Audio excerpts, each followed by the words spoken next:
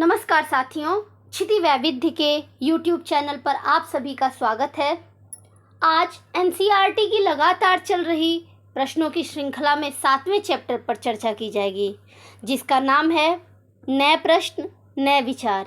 इस चैप्टर में जैन धर्म और बौद्ध धर्म की सामाजिक, राजनीतिक, धार्मिक और सांस्कृतिक परिस्थितियों की चर्चा करेंगे। ये टॉपिक बहुत ज़्यादा ही महत्वपूर्ण है। अभी RO की वैकेंसी का नोटिफिकेशन आने वाला ही है और साथ ही DSSB की भी वैकेंसी जल्द ही जारी की जाएगी। तो तैयारी में लगे रहिए, निरंतर प्रयास करते रहिए, सफलता अवश्य मिलेगी।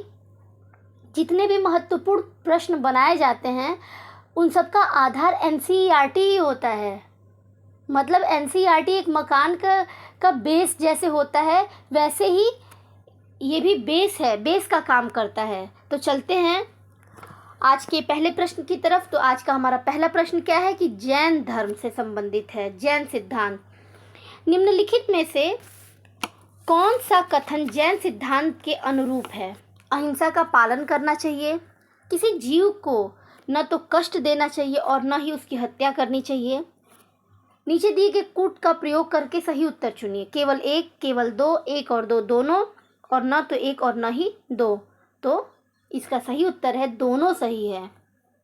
अहिंसा का पालन और किसी जीव को न तो कष्ट देना चाहिए और न ही उसकी हत्या करनी चाहिए। चलते हैं व्याख्या की तरफ कि दोनों कथन सही है। जैन शब्द जिन शब्द से निकला, जिसका अर्थ क्या है? विजेता।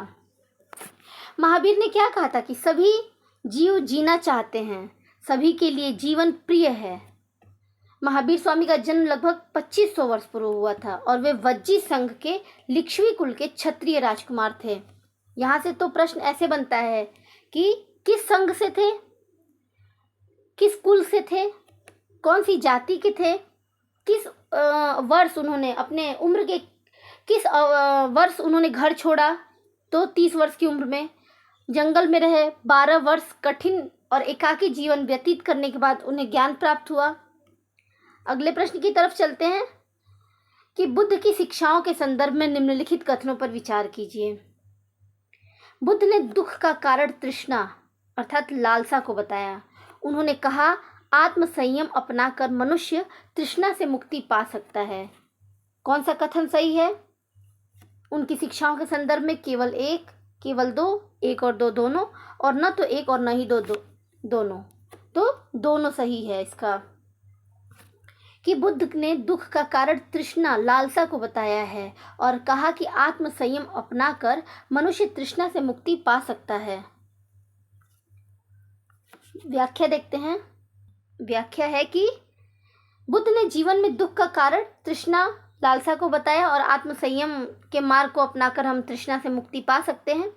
हमारा तीसरा प्रश्न है कि बुद्ध द्वारा पहली बार उपदेश देने की महत्वपूर्ण घटना की स्मृति में कहाँ एक स्तूप का निर्माण हुआ है? सांची, सारनाथ, भरहुत और अमरावती। तो बुद्ध द्वारा पहली बार उपदेश कहाँ दिया गया? सारनाथ के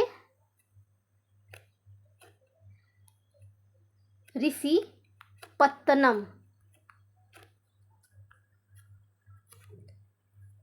जो जगह है वहां पे उन्होंने पहली बार उपदेश दिया अपने 5 अनुयायियों के साथ, और यहीं पर उनकी इस स्मृति में एक स्तूप का भी निर्माण किया गया। तो सही उत्तर होगा सारनाथ। बुद्ध का जन्म लगभग 2500 वर्ष पूर्व हुआ। ये शाक्यगण के क्षत्रिय राजकुमार थे। बुद्ध को बोध गया बिहार में पीपल के वृक्ष के नीचे ज्ञान प्राप्त हुआ और वाराणसी के निकट सारनाथ में बुद्ध द्वारा उपदेश दिया गया था। इसी घटना की स्मृति में यहाँ स्तूप का निर्माण हुआ है। बुद्ध ने अपनी शिक्षा सामान्य लोगों को किस भाषा में दी? प्राकृत भाषा में, ताकि लोग उसे आसानी से समझ सके, परंतु इनका लेख कार्य सामान्यतः पाली भाषा में हुआ है। बुद्ध की मृत्यु कहाँ हुई? कुशिनारा नामक स्थान पे। और बुद्ध द्वारा इस दिए गए उपदेश को क्या कहा गया? धर्म चक्र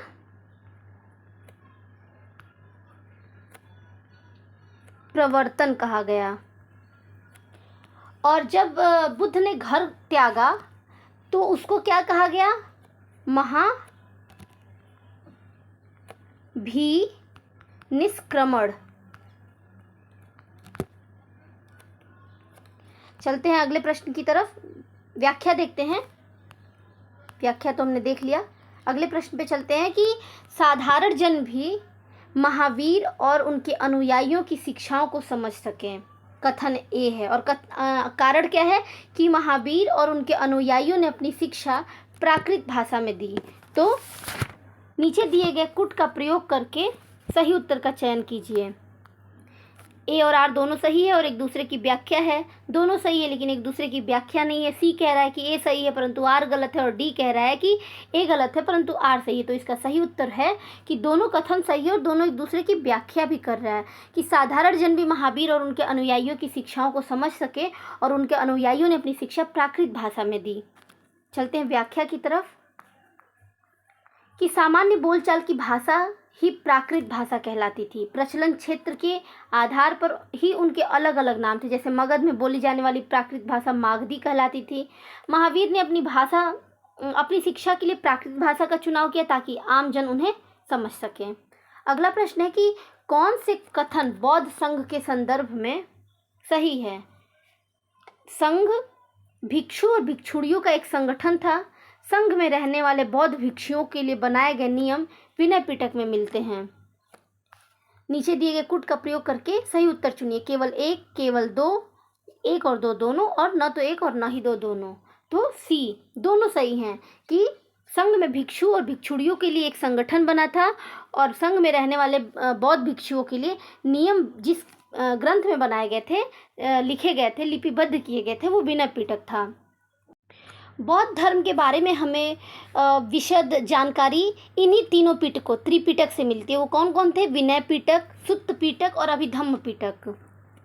ठीक, अगर सुत्त पिटक की बात करें तो इसमें बुद्ध के धार्मिक सिद्धांतों को संवाद के रूप में संकलित किया गया है। और विनय पिटक के बारे में तो हमने अभी चर्चा की कि इसमें संघ के भिक्षु और भिक्षुणियों के लिए नियम बनाए गए हैं या नियमों का संग्रह कह सकते हैं। इसमें संघ के अनुशासन को तोड़ने पर उसके बाद प्रायश्चित किए जाने के सिद्धांत दिए गए हैं कि किस तरीके से हम नियम तोड़े हैं तो उसके लिए प्रायश्चित करें। और अभिधम्म पिटक में, सुत्त पिटक में वर्णित सिद्धांतों को व्यवस्थित रूप में अनुशीलन के लिए आवश्यक सूचियों के सारांश और प्रश्नोत्तरी को समावेश किया गया है। ठीक, चलते हैं इसकी व्याख्या की तरफ कि संघ भिक्षु भिक्षुणियों का संगठन था जहां घर को त्याग करने वाले लोग एक साथ रह सकते थे। संघ में रहने वाले बौद्ध भिक्षुओं और भिक्षुणियों के लिए नियम बनाए गए थे और इनका उल्लेख हमें विनय पिटक में मिलता है। निम्नलिखित में से कौन बौद्ध संघ के संदर्भ में सही नहीं है? बौद्ध संघ के संदर्भ में सही बात नहीं है कि संघ के पुरुषों और स्त्रियों के रहने के लिए अलग अलग स्थान थे या अलग अलग व्यवस्था थी और सभी व्यक्ति संघ में प्रवेश ले सकते थे। संघ में प्रवेश के लिए बच्चों को अपने माता पिता से अनुमति लेनी होती थी। और डी है कि विवाहित स्त्रियों को संघ में प्रवेश के लिए अपने माता पिता से अनुमति की आवश्यकता थी। तो कौन सा कथन सही नहीं है? तो इसका जो सही नहीं है वो डी नहीं सही है। बाकी सभी सही है कि पुरुष और स्त्रियों के रहने के लिए अलग व्यवस्था थी और सभी व्यक्ति संघ में प्रवेश ले सकते थे, बच्चे भी ले सकते थे अपने माता पिता से अनुमति लेकर। तो चलते हैं व्याख्या की तरफ कि संघ के भिक्षुओं और भिक्षुणियों के लिए नियम का उल्लेख विनय पिटक में है। विनय पिटक से पता चलता है कि संघ में सभी व्यक्ति प्रवेश ले सकते थे और पुरुषों और स्त्रियों के लिए रहने के लिए अलग व्यवस्था थी। संघ में प्रवेश के लिए बच्चों को अपने माता पिता से, दासों को अपने स्वामियों से और राजकर्मियों को अपने राजा और कर्जदारों को अपने देनदारों से अनुमति लेनी थी। विवाहित स्त्री को संघ में प्रवेश के लिए अपने पति से अनुमति लेनी होती थी, ना कि माता पिता से। ठीक, तो चलते हैं अगले प्रश्न की तरफ कि कुछ शैलकृत गुफाओं को विहार कहते हैं। विहार के संदर्भ में निम्नलिखित कथनों पर विचार कीजिए। विहार क्या होता है? बौद्ध भिक्षुओं और भिक्षुणियों की शरण स्थली जो बाद में निवास स्थान में बदल गया और प्रायः किसी धनी व्यापारी, राजा अथवा भूस्वामी द्वारा दान में दी गई भूमि पर ही इसका निर्माण होता था। तो कौन सा कथन सही है? केवल एक, केवल दो, एक और दो दोनों, न तो एक और न ही दो। तो इसका सही उत्तर है सी, दोनों सही है विहार के संदर्भ में। अगर हम बात करें पाल वंश की तो पाल वंश के राजाओं ने बौद्ध धर्म को संरक्षण दिया और बिहार में ओदंतपुरी जो है उसके जो उसमें वहाँ स्थित जो प्रसिद्ध बौद्ध मठ है उसका निर्माण देवपाल ने कराया। जावा के शैलेंद्र वंशी शासक थे बालपुत्र देव, उनके अनुरोध पर जो देवपाल था उसने नालंदा में एक बौद्ध विहार बनाने के लिए 5 गांव दान में दिए थे। तो और मौर्य काल में देखें तो अशोक, जिन्होंने उपगुप्त से बौद्ध धर्म की शिक्षा ली और बौद्ध धर्म को संरक्षण दिया और अपने पुत्र और पुत्री को महेंद्र और संघमित्रा को बौद्ध धर्म के प्रचार के लिए भेजा। तो चलते हैं व्याख्या की तरफ कि बिहारों के संदर्भ में उपरोक्त दोनों कथन सत्य है और महाराष्ट्र की में स्थित कार्ले की गुफा बिहार का एक उदाहरण है। अगला प्रश्न है कि आश्रम व्यवस्था में प्रायः स्त्रियों को वेद पढ़ने की अनुमति नहीं थी। कारण है कि उन्हें अपने पतियों द्वारा पालन किए जाने वाले आश्रमों के नियमों का ही अनुसरण करना होता था। तो कौन सा कथन सही है? ए और आर दोनों सही है और एक दूसरे की व्याख्या है। दोनों सही है लेकिन एक दूसरे की व्याख्या नहीं है। ए सही है परंतु आर गलत है, तो इसका सही उत्तर है बी। दोनों सही है पर एक दूसरे की व्याख्या नहीं है। आश्रम व्यवस्था में स्त्रियों को वेद पढ़ने की अनुमति नहीं थी और अब उन्हें अपने पतियों द्वारा पालन किए जाने वाले आश्रमों के नियमों का ही अनुसरण करना होता था। चलते हैं अगले प्रश्न की तरफ। जरथुस्त्र एक ईरानी पैगंबर थे, उनकी शिक्षाओं के संदर्भ में कौन सा कथन सही है? कि जरथुस्त्र की शिक्षाओं का संकलन जिंद अवेस्ता नामक ग्रंथ में मिलता है। जरथुस्त्र की मूल शिक्षा का सूत्र है सद्विचार, सद्वचन और सद्कार्य। तो नीचे दिए गए कूट का प्रयोग करके सही उत्तर चुनिए। केवल एक, केवल दो, एक और दो, दोनों, न तो एक और न ही दो। तो इसका सही उत्तर है कि दोनों सही है। जरथुस्त्र के संदर्भ में व्याख्या देखते हैं कि जरथुस्त्र कौन थे? एक ईरानी पैगंबर थे और इनकी शिक्षाओं का संकलन क्या कहलाता है? जैन अवेस्ता। इसकी भाषा तथा इसमें वर्णित रीति रिवाज वेदों की भाषा और रीति रिवाजों से काफ़ी मिलते जुलते हैं। इनकी मूल शिक्षा का सूत्र है सद्विचार, सद्वचन और सद्कार्य, अर्थात हे ईश्वर, बल, सत्य प्रधानता एवं सद्विचार प्रदान कीजिए उन जिनके जरिए हम शांति बना सकें। 1000 से अधिक वर्ष तक जरथुस्त्रवाद ईरान का एक प्रमुख धर्म रहा। बाद में कुछ जरथुस्त्रवादी ईरान से आकर गुजरात और महाराष्ट्र के तटीय नगरों में बस गए। वे लोग ही आज के पारसियों के पूर्वज हैं। चलते हैं अगले प्रश्न की तरफ। जिस समय बुद्ध उपदेश दे रहे थे उसी समय या उससे भी थोड़ा पहले दूसरे अन्य चिंतक भी कठिन प्रश्नों का उत्तर ढूंढने का प्रयास कर रहे थे। ये चिंतक उपनिषदों से संबंधित इन उपनिषदों के संदर्भ में निम्नलिखित कथनों पर विचार कीजिए कि उपनिषद उत्तर वैदिक काल का हिस्सा था। ये तो मैंने पीछे ही आपसे चर्चा की थी कि अगर ऋग वैदिक पीरियड की बात करें तो उसमें जो वेद लिखा गया ऋग्वेद, उसी के आधार पर उसे ऋग वैदिक काल कहा गया। उसके बाद के जो भी ग्रंथ लिखे गए वो उत्तर वैदिक काल के कहलाते हैं। उपनिषद का शाब्दिक अर्थ है गुरु के समीप बैठना, नज़दीक, गुरु के समीप बैठना। इन ग्रंथों में अध्यापकों और विद्यार्थियों के बीच बातचीत का संकलन किया गया है। तो कौन से कथन सही हैं? केवल एक, केवल दो और तीन, एक और तीन, और डी कह रहा है एक, दो और तीन। तो इसका सही उत्तर तीनों है। व्याख्या देखते हैं कि उपनिषद उत्तर वैदिक काल का हिस्सा है। इसका शाब्दिक अर्थ है गुरु के समीप बैठना। इन ग्रंथों में अध्यापक और विद्यार्थियों के बीच किए गए बात का संकलन है और प्रायः ये विचार सामान्य वार्तालाप के रूप में प्रस्तुत किए गए हैं। इन चिंतकों में अधिकांश का मानना है कि इस विश्व में कुछ तो ऐसा है जो कि स्थायी है और मृत्यु के बाद भी बचा रहता है। उन्होंने इसका वर्णन आत्मा तथा ब्रह्म अथवा सार्वभौम आत्मा के रूप में किया है। वे मानते थे कि अंततः आत्मा तथा ब्रह्म एक ही है। चलते हैं अगले प्रश्न की तरफ कि उपनिषदों में संकलित वार्तालापों चर्चाओं के संदर्भ में कौन से कथन सही नहीं हैं? इन चर्चाओं में भाग लेने वाले अधिकांश पुरुष ब्राह्मण तथा राजा होते थे। इनमें कभी कभी गार्गी जैसी स्त्री विचारकों का भी उल्लेख मिलता है। विद्वता के लिए प्रसिद्ध गार्गी राजा दरबारों में होने वाले वाद विवाद में भाग लिया करती थी और निर्धन व्यक्ति भी इस तरह के वाद विवाद में बढ़ चढ़कर हिस्सा लेते थे। तो जो सही उत्तर नहीं है वो डी नहीं है कि निर्धन व्यक्ति इसमें बढ़ चढ़कर भाग नहीं लेते थे। बाकी सभी सही है। व्याख्या देखते हैं कि इस तरह का एक प्रसिद्ध अपवाद सत्यकाम जाबाल का है। सत्यकाम जाबाल का नाम उसकी दासी माँ के नाम पर पड़ा। सत्यकाम के मन में सत्य जानने की तीव्र जिज्ञासा हुई और गौतम नामक एक ब्राह्मण ने उन्हें अपने विद्यार्थी के रूप में स्वीकार किया। बाद में वे अपने समय के सर्वाधिक प्रसिद्ध विचारकों में से एक बन गए। उपनिषदों के कई विचारों का विकास बाद में प्रसिद्ध विचारक शंकराचार्य के द्वारा किया गया।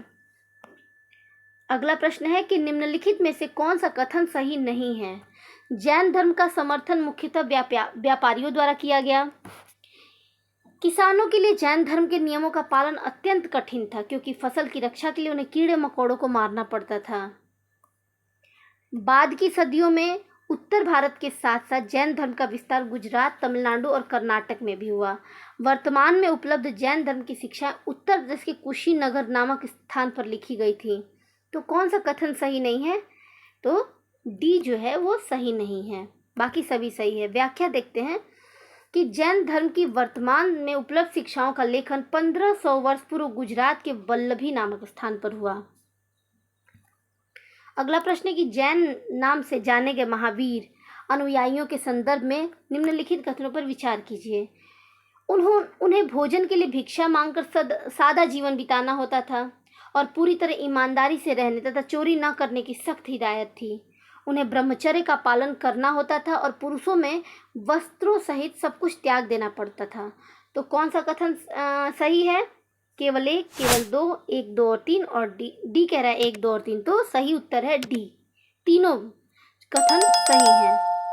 व्याख्या देखते हैं कि इन्हीं कारणों से अधिकांश व्यक्तियों के लिए ऐसे कड़े नियमों का पालन कठिन था, फिर भी हजारों व्यक्तियों ने नई जीवन शैली को जानने और सीखने के लिए अपने घरों को छोड़ दिया था।